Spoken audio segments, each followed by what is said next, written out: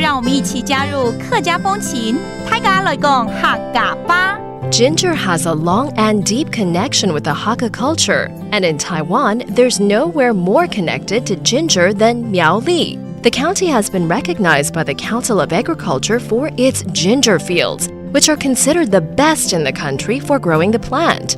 Every year, the region between Dahu and Sanyi townships has tours, DIY activities, taste testing, and many more events, all to do with this versatile vegetable. The area is also a great place to see some of Taiwan's breathtaking landscapes. Hey, what's up? It's time to talk about Hakka here on ICRT. Hello， 大家好，我是阿兵哥 Leo。Hello， 你好，大家好，我是 Joseph Lin。Leo 啊，最近啊，我跟其他 DJ 呢在比较谁比较厉害。我会唠一句，姜啊是老的辣，所以你是老，但是大家都说讲这个话太老派了。所以你的意思是姜啦，你是那个姜是老的比较辣，是姜多重要，对不对？对对对。啊，客语里面有没有类似这样子？有一首歌你一定听过，客家本身客家本身。有，它里面有一句歌词叫做“熬姜出吃几十年，唔剩买烟”，就是咬着姜，喝着醋，过这几十年都不曾埋怨。对，刻苦耐劳，对不对？能吃苦，对，客家精神。其实姜的品种呢，大概有2种，一种是广东姜，一种是竹姜。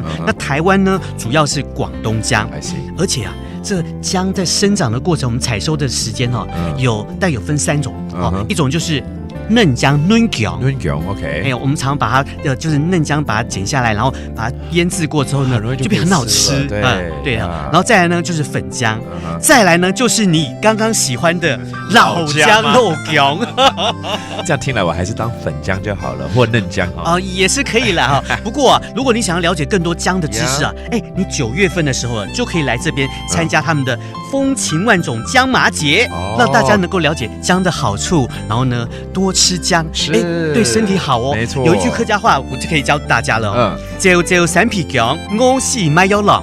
每天3片姜，饿死卖药郎。